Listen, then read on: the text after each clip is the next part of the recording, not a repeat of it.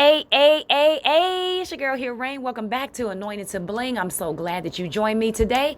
If you're new, I want to say welcome aboard. If you're not, I want to say welcome back. You know I love you, and I'm so grateful that you always choose to tune in.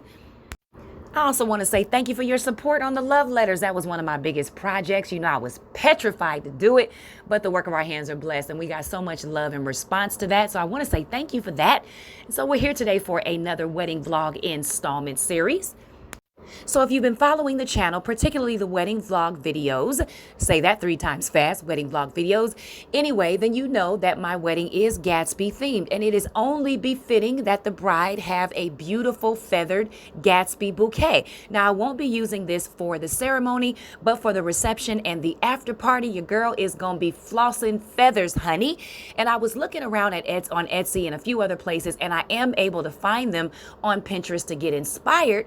But there was nothing that I found showing us how to make them. So you know I had to do a little bit of research, and that's what we're here to do today, is to show you how to make a fabulous one. And you know it's coming up right now.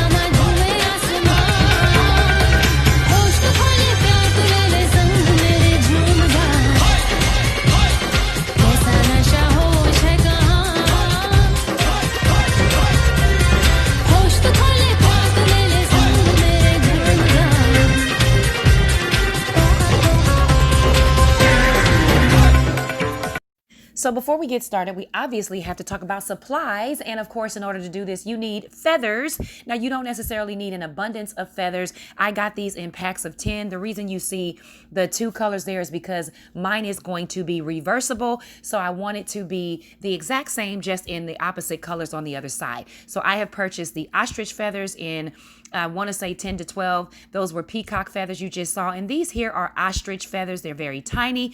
And they also come in packs of 10. All right. And so you just see me playing with that to just kind of show you the density of that, and to say, hey, be careful, because those were in an envelope and I had them in the bottom of a box and one of them got bent. You're also going to need something to build your arrangement on. Okay. There's a lot of ways to do this. I found these felt circles in a couple of different sizes. The bigger one is to put my feathers on. The smaller one is going to be used to cover up the work. So you can find those. You can use fabric. You can pretty much use anything that's going to allow you to hold your arrangement together. Then, of course, we're going to use some ribbon. And I got this really pretty sparkly ribbon, as well as this gray ribbon, just on Amazon.com. It will be listed, so you'll know what size those ribbons are. I never, ever get that right. I always overquote the size. And then, of course, you're going to need a handle, so you're going to need some dowels.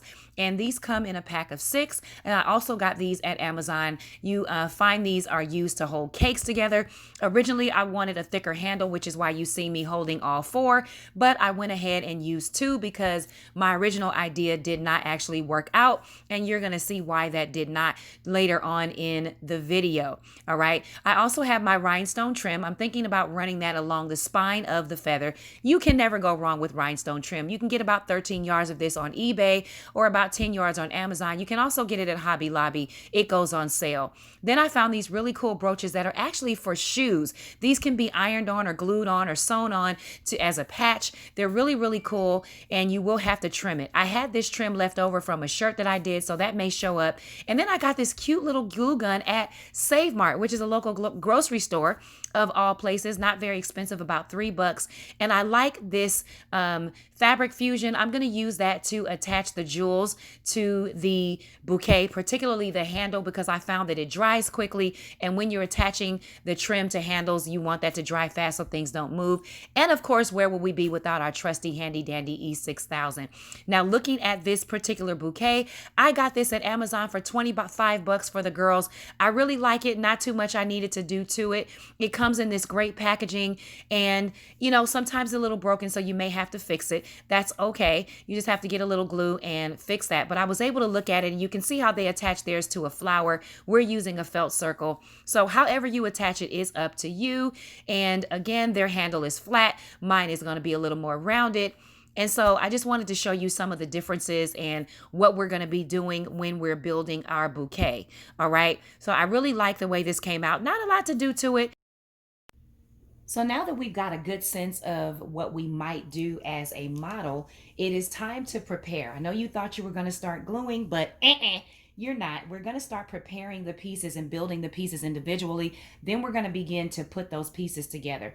So the first thing you want to do is pull out 2 of your feathers that you're going to use for the side if you want that curly feather. So we're going to pull out 2 of these, as well as 2 of the black ones, and just put that aside. All right, because we're going to be cutting this off, this bottom piece off, to make that curly. So you need to, because you're going to be using the top of your ostrich feather. All right, so with that done, the next thing you want to do is cut off the stems, because when you're gluing it to this, you don't want these stems to get in the way. Remember, you still have to put your sticks on. You have your other feathers. So you want to cut these stems down. Don't be scared. Just cut them right to the edge. You cut a little feather off, that's okay. Ooh, try to make sure you don't take anybody's eye out. All right, so we're just going to cut that. And I'm going to have to go back and find where all these stems flew off to, but hey, whatever. You get the point.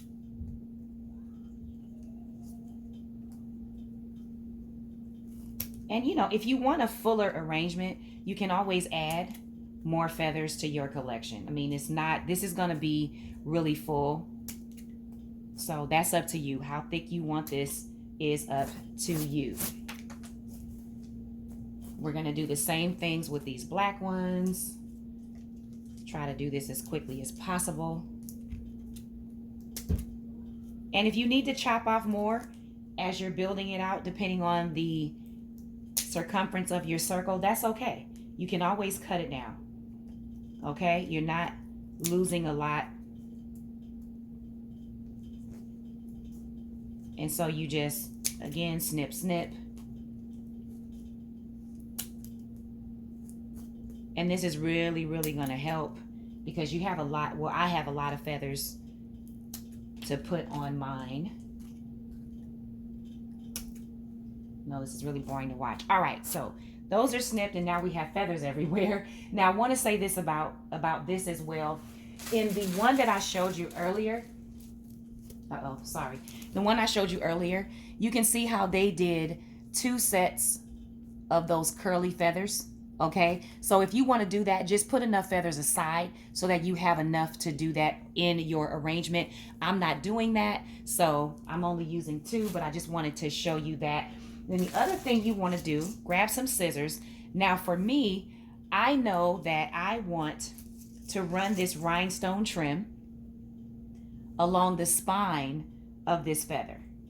And this is going to take some patience, okay? You don't have to do this part, but this is something that I want to do. Now, I'm not necessarily coming all the way up because I don't want to lose the featheriness, the light, airy flow of the feather. So I'm probably going to come up to just where it starts to stop in its thickness and maybe stop right there. We'll see. But I don't think that I'm going to go all the way.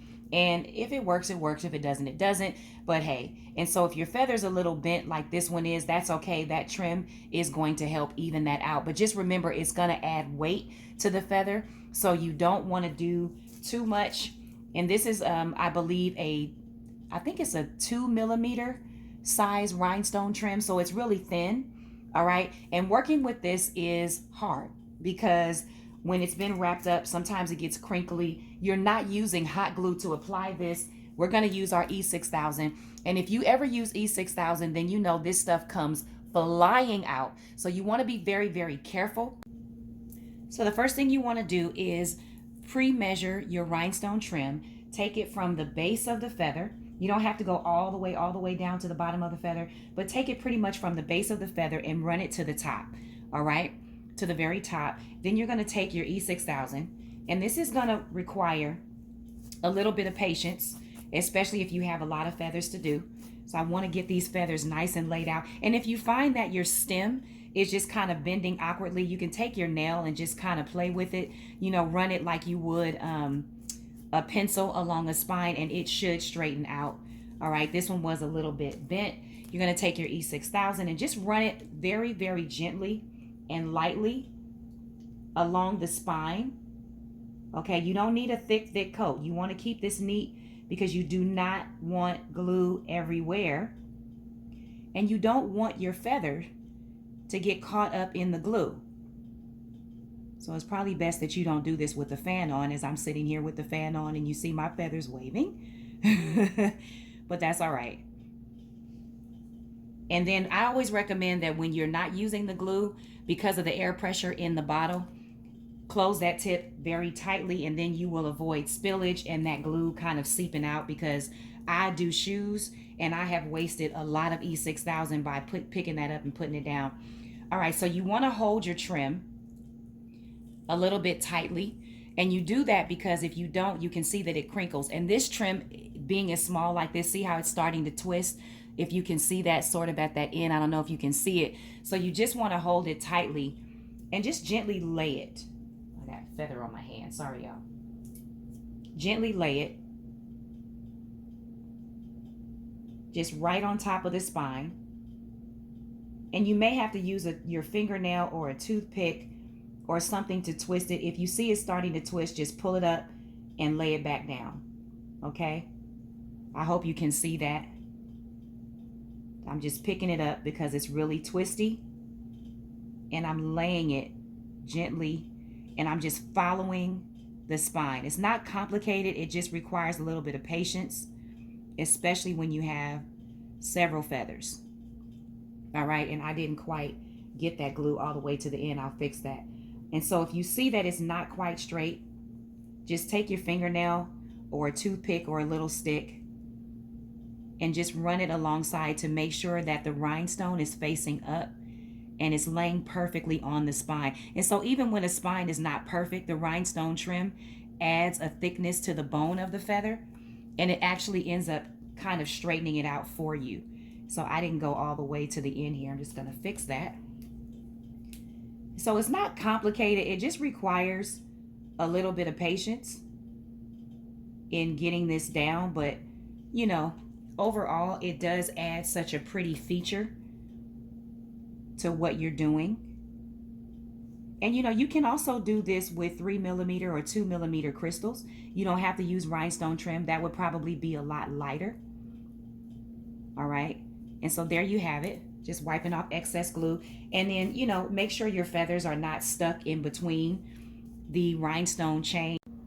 Okay, so now that these are all done, we're gonna move on to our next step in the preparation process. And I have to say, these came out really nicely. So they're not as flimsy as I thought they were gonna be. As you can see, they're actually still flowing pretty nicely as feathers. So it did not really affect the spines of these as much as I previously assumed, and that's just because of the density and the weight of the feather. So you just want to be mindful to pick your best ones if you're going to be doing a smaller one or a bigger one or what have you. We're going to put those aside, and now we're going to work on these.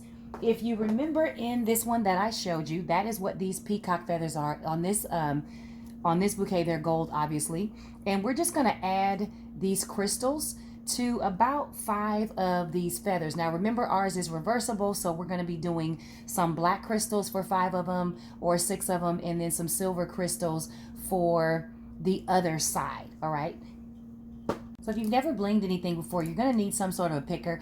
I have had this one forever, and I'm talking like years, so I cannot even remember where I got this from. But sometimes these crystals come with like a little picker pencil, and what we're going to do is just dot this feather. I'm going to be using these little black, well, you can't really see that, these little black crystals here that you'll see in just a few minutes.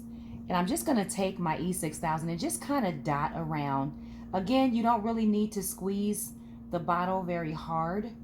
You want to make sure that you just get the glue in a couple of places. If it gets sticky like that, that's okay. I'm just going to clean up that little line of glue. All right, so that's that right off.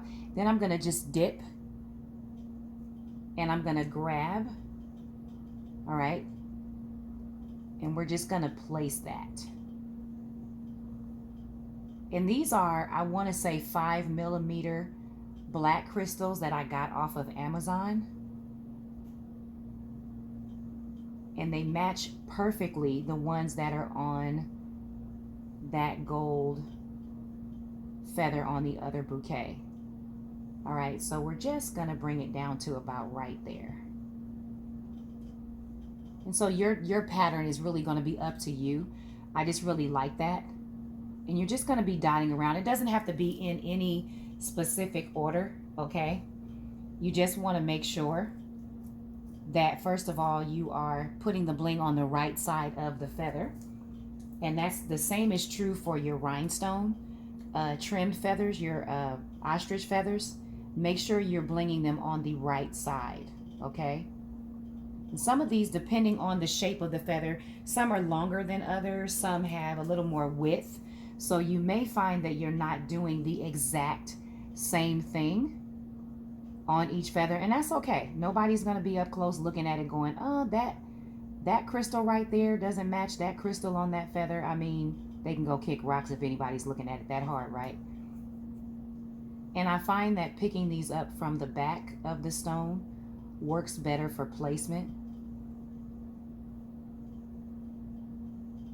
Okay, and if you see that you have any excess glue or little glue strings, this is the time while it's still wet to pull that off and clean that up. And this actually doesn't make the feather very hard. All right, so there you have it. I'm gonna do the other few feathers and then we'll be back with the next step.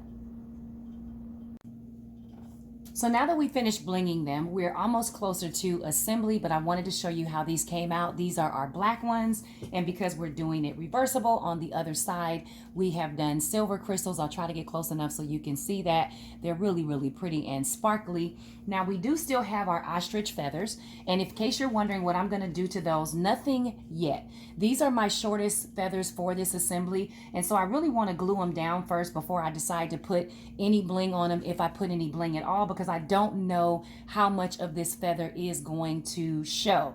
So I'm just going to put those to the side and we're going to wait on that. We're going to put these to the side and move on to the next part of our project, which is the dowel rods. Now I've already gone ahead and hot glued 2 of the dowels together just in the center. Make sure you do that nice and evenly. If they're not even, pull them apart, do it again. All right. Anyway, I know that I want some sort of a ribbon streamer hanging. I don't want it to be just wrapped like this one is. This is good, but I want something hanging. So I've got some ribbon options here. I have this black ribbon, which is about 1.5 inches. Earlier I gave you some measurements for ribbons and I was way off, y'all.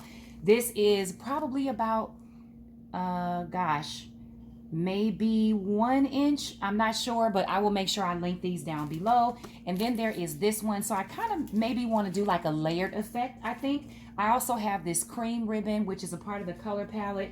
And then I have this silver glittery ribbon, which I got from Hobby Lobby, which is really pretty. So I'm going to play with this and figure out how I want to layer these, but I want to show you what I'm doing before I do. So I have this sample piece of ribbon, and I'm just going to make sure that I try to even this out as much as possible, like you would shoelaces.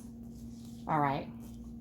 And then in the center here, I'm just going to lay this out. And at the top of this, we're just going to glue this down when we get our pattern established. And then we're going to bring this over, glue it down. We're going to do the same thing on the other side. So there's no bow.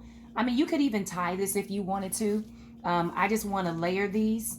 So that's the way I'm doing it. It's totally up to you. It'll be a lot neater when this is glued down. And then you bring your other size ribbon in just over the top of it. So that's the effect that I'm going for. And then we're going to seal the ends of the ribbons to keep it from fraying with a lighter. So I'm going to play with this for a little bit, figure out the pattern that I want to do, and I'll come back and show you what I came up with.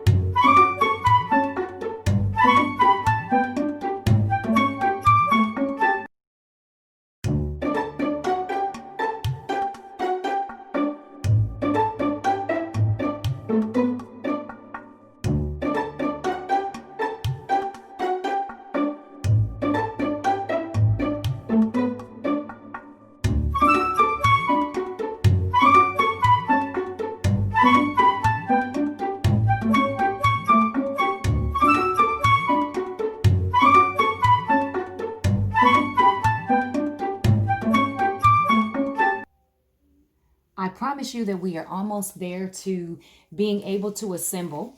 But as I was thinking ahead, here are the other two dowels that I did go ahead and glue together. But I ran into kind of an issue with how I'm going to use them. It was my desire to have a thicker handle like this, but given how much space it creates between this side and this side, that's a lot of space in there. So I don't know if I'm going to be able to get that to work. So I may have to put the other two dowels away and just let this be my handle, which still isn't really bad because ultimately, you know, we want to have this reversible. So you're going to need these two circles, right?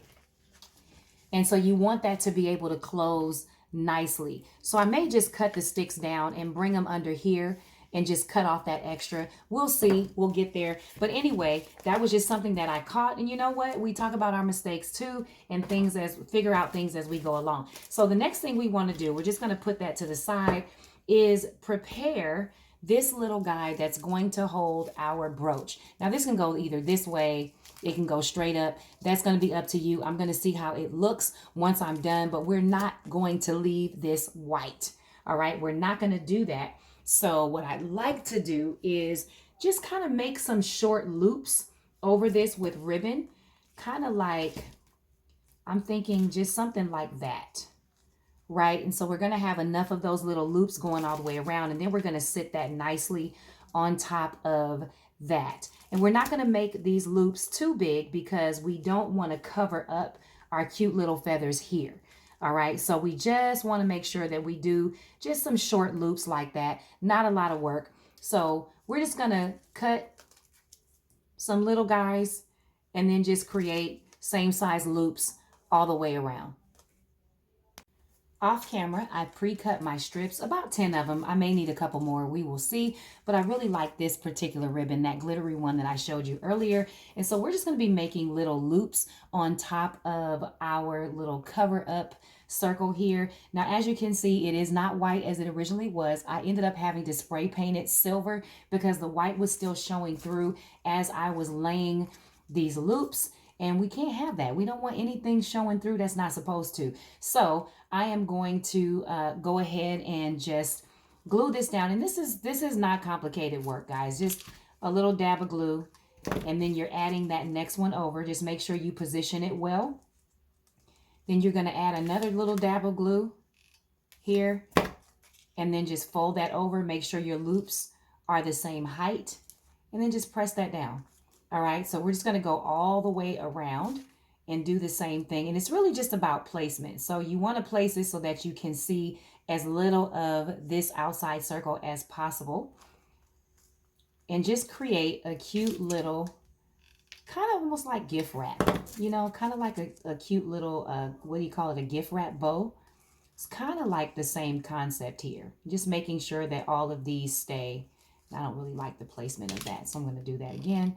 Just making sure that these stay nice and tight. And again, it doesn't have to be extremely perfect because this is going to be covered. All right, and so we're just going to make these cute little tight bows. And as we get all the way around, this is going to be our middle. So you're really not even going to see that middle. So I'm going to finish that off camera. We're going to do 2 of these because remember, mine is reversible, and we'll be right back. So as you can see, we created the bow. I did add a couple of extra ribbons using the other ribbon because I like the contrast of them. And I'm just looking at how to place this brooch in the center of this. Now you want to make sure that you get it dead center, whether it's going to go horizontal or vertically is up to you. This did come with a lot of that little fabric on the back, so I did have to clean it up around the edges before I started to glue this down. And I'm just saturating that with some E6000. You don't need a whole lot, but you do need enough to cover the brooch. And then I'm going to put some hot glue on there just so that when I lay it, it will be nice and positioned and steady while that E6000 cures overnight. Super simple. Be careful not to burn your hands and make sure you keep it in the center. All right. If it's not, take it off, do it again, but you want to make sure that you lay that out as perfectly as possible. So now we are finally at the place where we can start assembling this bouquet. And I know you've been waiting on that. So what I'm doing is just doing a slight little check to make sure that where I place things, it's going to be okay. Because if those loops are too big, I'd have to do them again. So you just want to check.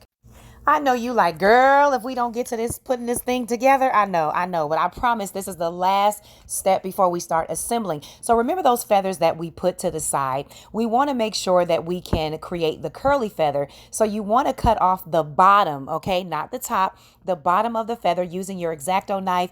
I am doing this on top of a piece of chipboard. You don't want to do this on your table or over any fabric or anything that can get damaged. You want to put something underneath this, and you're just going to run that X-Acto knife right along the spine, and it cuts right off. And if you find that you're having trouble with a few feathers, just go back and do it again. But we want to clean it up and get it as clear as possible of all feather debris, so we just have the top.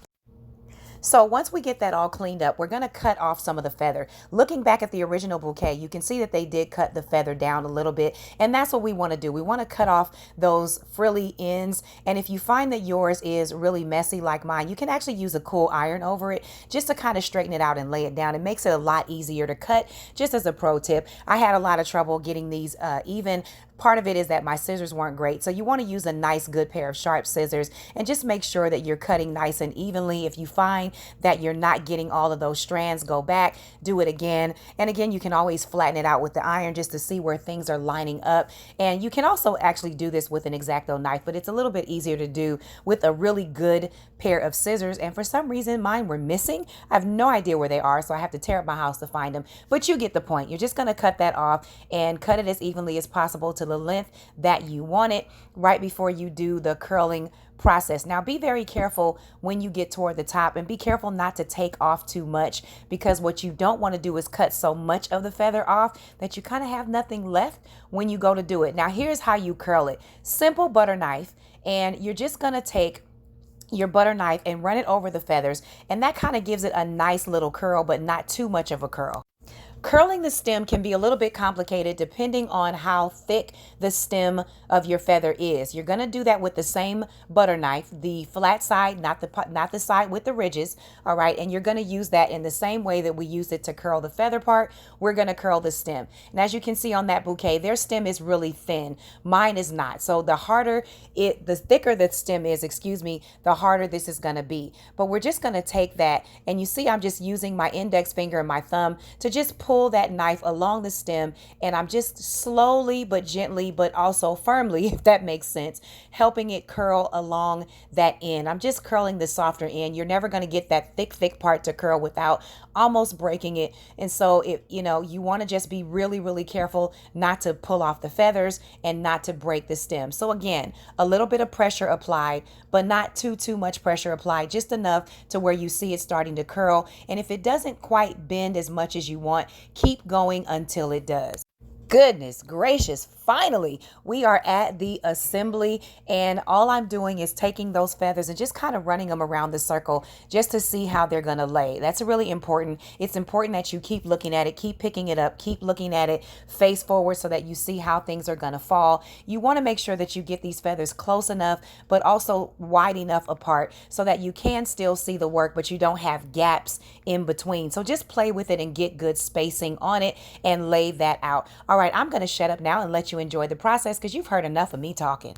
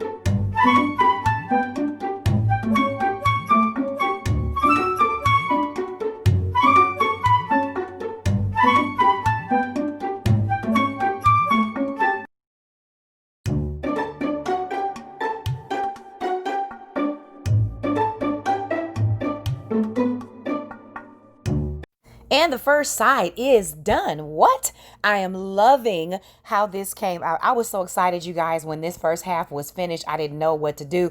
I am going to go ahead and add crystals to those little ostrich feathers, but we're going to come back and do that a little bit later. What I want to do is make sure that I put the other side up against it, because I want my curly feathers to kind of not necessarily flow mirror image. I want those little silver ones to kind of come underneath that. So what you see me doing here is just playing with the placement so that when I turn it forward, there you go. You see how the silver feather kind of falls under that black feather. So again, before you do the other side, you can kind of play with a little bit, excuse me, see what you want to do with it, hold it up, look at it, pull it apart, look at it again. Just make sure you get that placement where you want it. Okay, everybody, we got both done. That's your platinum.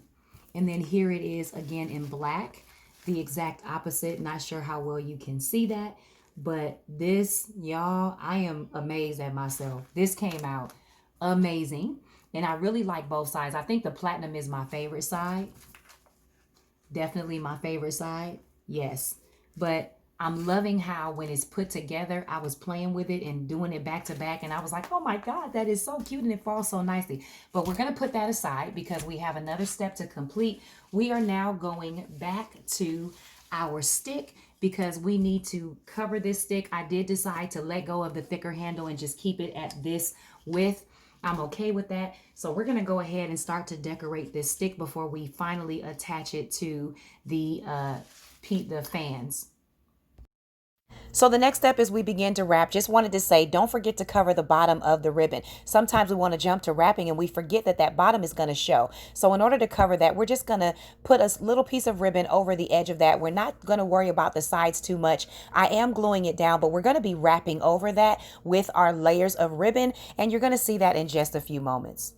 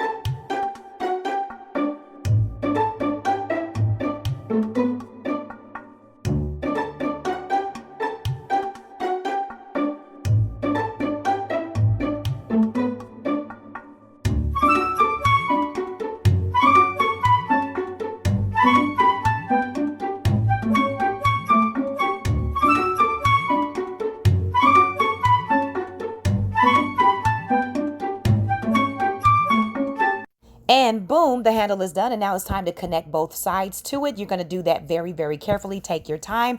And we're ready for the reveal. Oh, we have a bouquet. I love how this came out. Now, this is the platinum side that you're looking at. Y'all, this thing is huge. In fact, it is so huge, I wanted to put it on the floor and jump over it like it was jumping the broom because it is just that big. It's actually about half the size of the actual broom that we are jumping over. When I put it up against my chest, I mean, it covered me from boob to belly button. It's that big. The standard side is about maybe 6 to 10 inches. This is the black side that you're looking at now. This one, when I measured it, ended up being like 14 to almost 16. It was slightly in between there somewhere. I can't remember now. But this thing is big. But that's okay because I'm extra. And I love the bigness and the extra of it. And I'm loving this whole reversible kick, y'all. I'm so glad that I had that idea because no one does that. I think I'm going to have to find a way to really make that my own. The Reversible Feather Bouquet by Rein, presented by Anointing to Bling. You know I'm going to do it. These are going to be featured in my Etsy store in different colors. So stay tuned for that. I always tell you the work of our hands are blessed. So if you can't find it the way you envision it, don't be afraid to step out there and create it because it is available to you. And you know what? There's a need for you in this market, especially now during a pandemic. We all got to find ways to make it. So let your creativity cash in for you. I always tell you, you can do all things through Christ who strengthens you. Shout out to the young lady who inboxed me who wanted to figure out something to do on your shoes. with feathers. I hope that as you were watching me put the feathers on that circle dial, it inspired you and helped you understand how that's gonna work. This one was for you. And if you have questions about a project you're working on and need my assistance, feel free to email me at anointedtobling@yahoo.com. That information is in the description box. You can hit me up, and if I can figure it out, I'll be glad to help you. I want to thank you all for constantly, rocking it out with me. I know this video got long. Thank you for sticking it out. I really wanted to make sure that I explained everything step by step because there are no tutorials out there for this. And if you're like me, you've been looking for this. So I hope that this helped you, hope that inspired you. And until next time, you all be blessed. I'll see you next project.